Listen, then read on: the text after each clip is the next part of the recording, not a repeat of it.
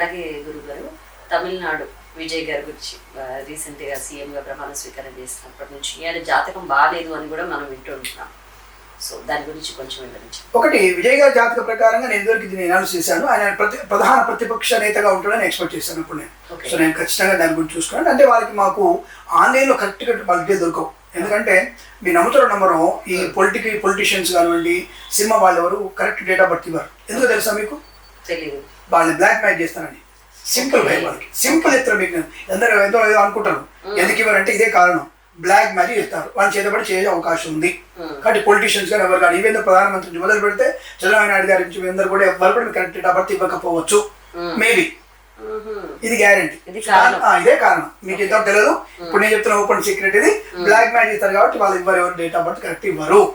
ఇది క్లారిటీ. ఉన్నటువంటి విషయాన్ని బట్టి మేము తీసుకుంటే దాన్ని బట్టి మీరు అంచనా వేసుకుంటాం. కాబట్టి మొన్న నేను ఎలక్షన్స్ టైంలో కొంతమంది అడిగినట్టు వాళ్ళకి ఏదో కిరణ్ టీవీ వాళ్ళకి ఇచ్చినట్టు నేను ఇన్ఫర్మేషన్ మనకి తప్పకుండా అతను విజయ్ మాత్రం ప్రతిపక్ష ప్రధాన పాత్రగా ఉండే అవకాశం ఉంది, స్టాలిన్ వస్తారని చెప్పాను. బట్ నేను బ్లెండర్ మిస్టేక్ నేను మిస్ అయ్యాను. అంటే అప్పుడు తప్పకుండా అనుకుంటాను అది కరెక్ట్ కాకపోవచ్చు అని. మీరు అడిగిన దాన్ని బట్టి కూడా అంతే. ఇప్పుడు అతని జాతకంలో మేము అదే చూసాం. అతను నేను డేట్ ఆఫ్ బర్త్ కరెక్టే ఉంది, but maybe time is not correct, but I don't know. But time దొరకలేదు మాకు కరెక్ట్గా. ఆయన డేట్ ఆఫ్ బర్త్ కరెక్టే ఉంది. దాని ప్రకారం చూసినప్పుడు ఆయనకి నిజంగా చెప్పాలంటే తనకి సీఎం పదవి తల్లిదండ్రుల అదృష్టంతో వచ్చింది. అది ఇంకా అతనితో రాలే.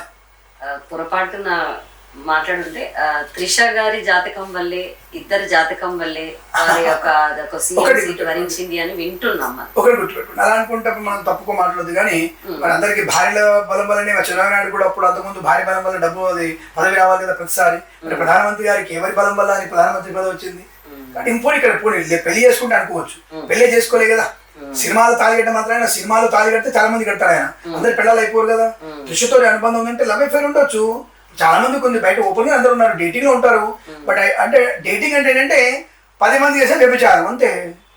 నేను ఇది మాట్లాడి తప్పు అనుకుంటానేమో. డేటింగ్ అనే పదానికి, అందమైన పదానికి 10 మందికి తెలిసిన వ్యభిచారం అని అర్థం.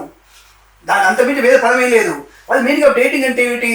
పెళ్ళా ఉంది, ఇంకోటి తిరుగుతాడు, అర్థం ఏమిటి అంటే తెలిసిన 10 మందికి అందమైనటువంటి పదం.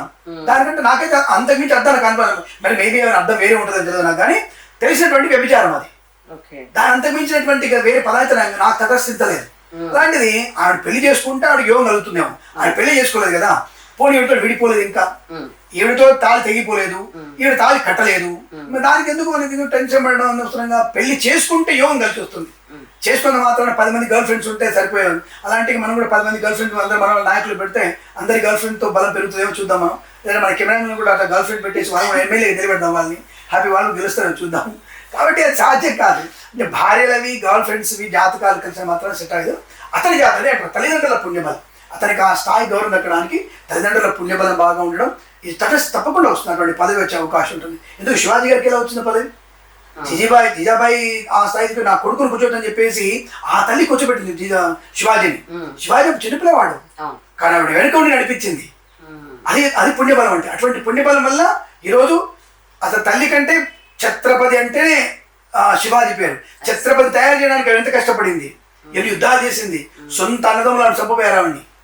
అటువంటి సాయం ఇచ్చి ఆవిడ పిల్లాన్ని కాపాడుకుంది. అలా తల్లిదండ్రుల యొక్క పుణ్యబలం వల్ల అతనికి మన విజయ్ గారికి